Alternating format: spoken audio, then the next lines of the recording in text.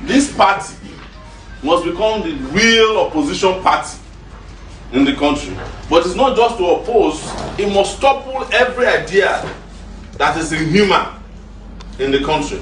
It must bring an end to the wicked regime of political actors in this country that have made life miserable for our people. And when we are saying our people, it's not just our people in the cities, it's our people everywhere. It's our people who are even forced to leave this country in search of, greener pastures that don't exist. Our people who are on their way from Kano to Agadez, going to Libya as we speak now, hoping for a better life in a war-torn Libya than they would if they live in this country. So that is where we are, and that's why I want to welcome you guys. I want to just thank you for standing steadfast, because typically when political elections are over, political parties dissolve into oblivion until there's another election. But what we are seeing, as we can see with you guys around here, is that we are standing your ground. That, well, they may have won the election, but they didn't win the battle. We won the battle. Correct. Because the battle was not for votes alone, it was for the souls of the people of this country. And the people have rewarded us with that trust, because of the sweat equity we put in that race, that people can trust us enough that from Kano to Port Harcourt to Lagos to every part of this country today, our party's name has become the household name. But beyond that, the party also needs to internally regenerate itself, so that people who have no business doing what we do can find other parties to go to. Only people who are serious, who have revolutionary mind, stay in our party. We are not saying that we're excluding people, we are just saying that the position of the party must be very clear as to where we are going. They cannot be those who don't know where they stand when they are with us. So I want to welcome you. I know this is Lagos coordinators group, and I know you have plans to discuss a variety of issues. We also have heard from all over the world. A lot of our members all over the world are also gearing for action and are willing for us to continue as if we have a new election in our hands. And I will be available to do whatever is necessary. This is a time that is calling for sacrifice, total sacrifice on our part to save our country. It's not to be negotiated. There's no debate about it. The people who have been holding Nigeria's progress to ransom, they are not going to give up except we break the hold, the stranglehold they have on the progress of this country. Imagine, that this wasn't long ago that we kept telling everybody that if you don't make the right decision, you will regret it. Yes, it wasn't long. Yes. I will remember, we went everywhere. We went to churches, we went to mosques, we went to traditional rulers, we went everywhere. We went on river, we went to riverine areas, we went in the air. There's nowhere we didn't say our mind. There's nowhere we didn't speak truth to power in this country. And we haven't even gone far yet. It's not even 4 years already. You're still in their regime. Yes. Everything has fallen apart. We have not even, the new leaders or the people who claim to have won the election have not been sworn in yet. This country is enraged. I put something on my Facebook page yesterday. It was cryptic in nature. I said, that there is anger in the land. And I'm sure that a lot of people feel that way. Some persons who didn't get the import of it thought I was talking about the game between Barcelona.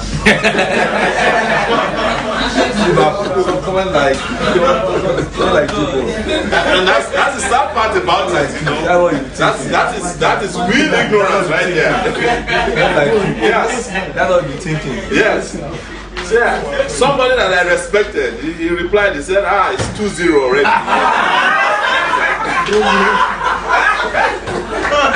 I'm not talking about Barcelona and Liverpool. I'm talking about the pool of anger in the country. And the leaders of this country will be swimming in it very soon. Yes, they will. They will get it very soon, whether they like it or not. Sure. What I'll say finally is that we have a role to play in it, but don't let us be arrogant to think that we are the ones who will cause the revolution. If we don't do it, other people will do it. There's enough on the ground. There's enough anger on the ground. It's just unfortunate that if it falls into the hands of the wrong people, all of you will be hiding out in your own country, even with all your ideas and clarity of purpose. If the revolution falls in the hands of the wrong people, you become even enslaved by the revolution that we have been pushing for. That's why we have to step out there and talk to people and mobilize them. Because if we can do it now, like I keep saying, we don't have to wait for 4 years. And you can accuse me of anything you want to accuse me of. If you are looking for one person to kill, I volunteer myself to be one more person. But even if you spill my blood, it will still not save you the day of judgment. I can guarantee all the people who are involved in this. So that's the story of our country, and but I'm glad that all of you are committed. I can see it in your faces that you are ready to fight on, And our party is also very, very ready to fight on, but we need to strengthen the party. We need to strengthen leadership at all levels. We have to get the party to connect with more grassroots people, like we did in Mushin on Sunday. The people that came out in Mushin came out voluntarily, and they did something that was also very surprising and interesting at the same time to me. They were contributing money right there to fight their battles. They were not asking us for money. They were collecting money right in front of us. They said, look, this battle, we have to fund it ourselves. Poor people. Anytime you see poor people funding their battles, you better run. Because they are giving their last. And at that point, they got nothing to lose. Nothing. So, ladies and gentlemen, thank you so much once again. If there are any one of you with questions, feel free to ask before you start your main meeting for the day. Thank you once again. AAC, take it back. Take it back. Action. Take it back. Action. Action. No going back. Questions? Okay. Yes, sir. AAC, take it back. Action. And I'm very happy that I'm still part of this family and this evolution movement. And I appreciate your leadership experience and the way you're grooming us to be like you. Now I want to ask this. Yesterday in one of our platform, that is station room, a message was dropped by Comrade Deji. Okay. That there was an endorsement for INEC, which our party was allegedly part of it. Yeah. So I need a more clarity on that part. That is one. Two, again, I would like us, I want to ask that we will need to know who are in leadership roles at the national level, so that, because in most of our platform, this person will be passing an order, the other person will be passing an order. We don't even know who to follow, where to go. And we now notice that already they are trying to divide the revolution team that you are building. So we want our own focus to be very clear that this is where we are going. So on the part of that, and personally, there are some things that I want to ask, that when there are issues, I think I've asked the question now. This one, now when there are issues, and the response of the party to all those issues being raised is not always clear to people. Like yesterday, when Comrade Peju was responding to that particular issue, said the party will still get back on it. But when they started digging on that platform, if not that we understand the ideology of the party, we believe in it, it may give us, it may water our strength that what are all these things for now. So in some cases, the party should always give us a clarified information. So, thank you. So your questions are twofold. One, that there was an endorsement of INEC. We saw it like every other person. That 75 political parties went and endorsed the election, the 2019 election, which we clearly stated was a fraudulent election. And secondly, that the INEC chairman they passed a vote of confidence on him. And when we dug into that as well, found out that our party's name was written on the attendance list. So we quickly tried to find out and found out that our secretary, who had been suspended, attended the meeting on our behalf without telling anybody, and was one of the people who signed off on that fraudulent endorsement of. So that is what we have at this point. The party is also a democratic body, and we cannot just take hasty decisions as to what to do in terms of disciplinary action against such person. But what I can say without missing a word is that our party don't stand for those kind of characteristics, and I'm sure that's probably why a lot of you were shocked. I was shocked. In fact, when I first saw it, I didn't bother, because I said, well, there are 75 political parties out there. The way we used to say that, there's AAC and others. So I took the 75 to mean the others. But when we dug into it later, I found out that this individual had represented us without our mandate. And the party will do something about that. Ultimately, we will dig into that. We cannot afford to have people who go to events without communication with party leadership. The second aspect of the party leadership position is we are very clear. We have temporary officials, of which I'm the temporary party chairperson. And I say so because I'm very reluctant. A party is 4 months old. We should have elections that give people permanent positions. But in a way, we are also lucky as a party that we took our time to study the characteristics of some of our pro-term leaders. And now we can decide, based on what we've seen to be their tendencies, that we will decide who best should lead us in the political party. You remember that in Rivers State, members of our party went into an alliance with the APC without our knowledge. We were very clear that we're not part of it. But some of these elements went behind our back and were paying solidarity visits to Rivers State. So these are things that we are all collating. But what we told, and I told members of the party after the election, is that it's only fair that having worked so hard that we're going to rest. In fact, people are still saying that we should rest more, but we cannot be resting in the face of what is happening. Otherwise, this avalanche will overcome all of us. So we are very clear. And I'm reporting to you now that we found out that he actually had written that he attended the thing, but he has not been able to explain to anybody how he decided to attend on our behalf and take a decision on our behalf without the mandate of the party. We don't know where he derived the mandate from, but your guess is as good as mine. It is one of the things that happen to progressive political parties all over the world. The moment the party is seen as a very strong vehicle for revolutionary ideas, all kinds of things moving, all kinds of ideas are introduced to the party with the intention of creating the impression that there's division, But there's revolutionary unity in our party, right? And there's no division as far as that is concerned. Some of you have been seeing what is happening in South Africa with the EFF, the guys wearing red cap and shirt.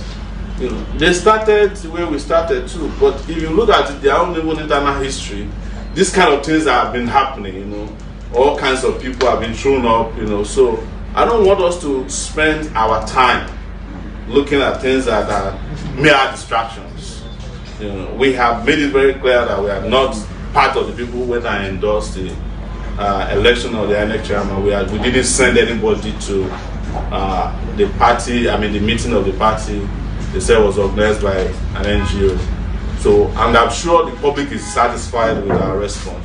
The reason you see that there was no immediate harsh tone in our press release or what Peji wrote was that we were trying to find out who attended on our behalf, and now we found out, and we'll take it from there.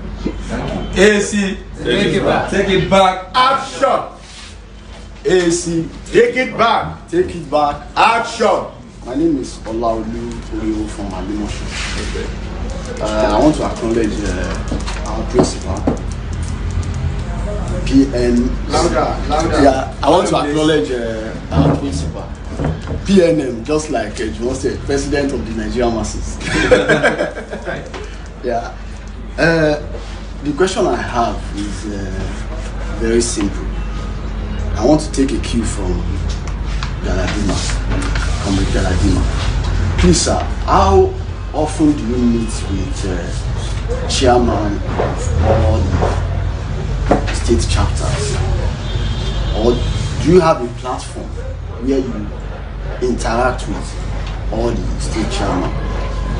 Since you are the national chairman, so what's the synergy like? Thank you. We have a platform. So this party is a global party. As a result, physical meetings like this are very difficult to organize because we have interests both at home and abroad. But of course, there are virtual platforms where we discuss from time to time, both directly, individually, and collectively.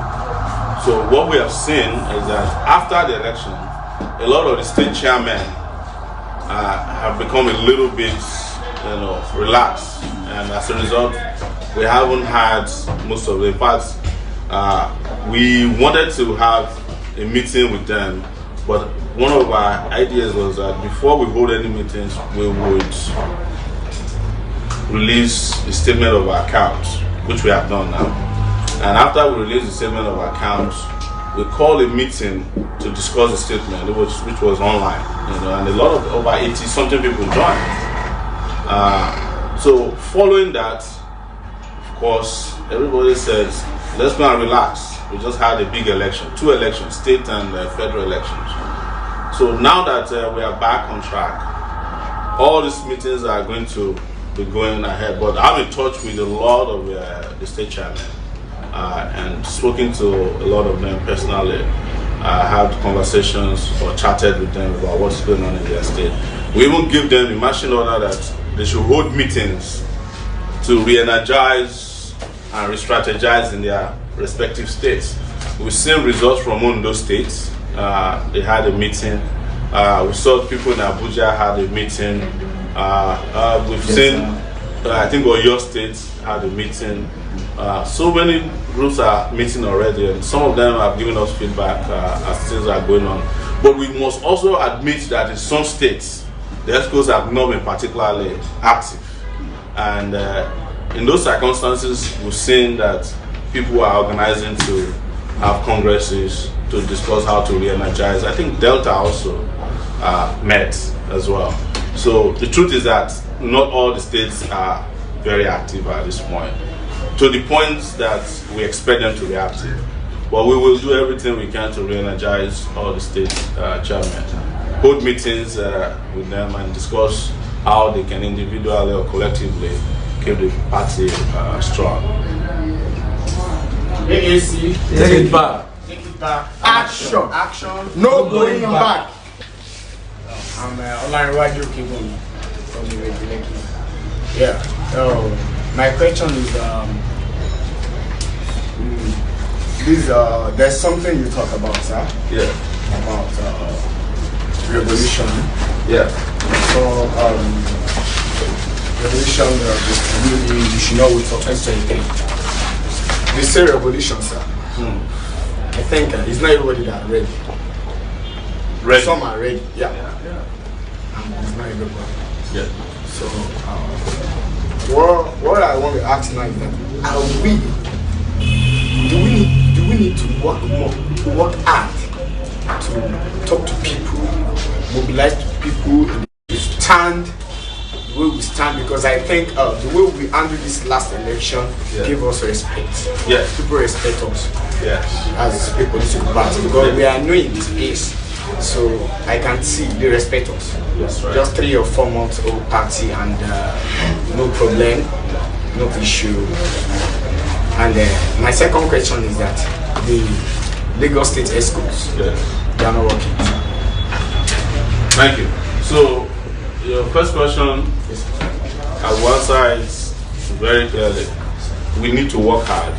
If we are going to have a revolution that we are in control of, that is defined by our ideas, we have to work hard. We have to go back to the grassroots. That's why I said earlier on that we should handle this as if we are running another election. But you have seen some of the signs. I welcome our comrades from Mushin. They just came in at the back there. Thank you so much. You see some of the signs. The little example was what we saw in Mushin that day. 2 things that I think it was a Sunday. Yeah. That on a Sunday in Nigeria that you can get 500 people to sit on the streets and they are not at the party. Secondly, that they are willing to give everything, and they are not even young people, they are older cadres. They are ready to give everything that is required. And what was their problem? They had problem with electricity. What makes a revolution happen is problem in every neighborhood joined together. In fact, most revolutions have happened as a result of hunger. So why is it that Nigerians are hungry and they are not revolting? That's the question you should ask yourself. As regarding whether people are ready, no, we cannot guarantee that everybody will be ready at the same time in any revolutionary situation. It's not possible. If everybody is ready, then you have no work to do. Everybody will just step out of their house and the revolution will just happen automatically. But revolutions don't happen automatically because not only are revolutions very important and good, the after effect of or the aftermath of a revolution have to be micromanaged as well, so that the revolution do not become a counter-revolutionary situation in which you'll be wishing that the past is better than your current condition. So let's just be very clear about it that even though we have the zeal now, it requires a lot of work. All right. With regards to the ESCO in Lagos, I am the national chairman of the party.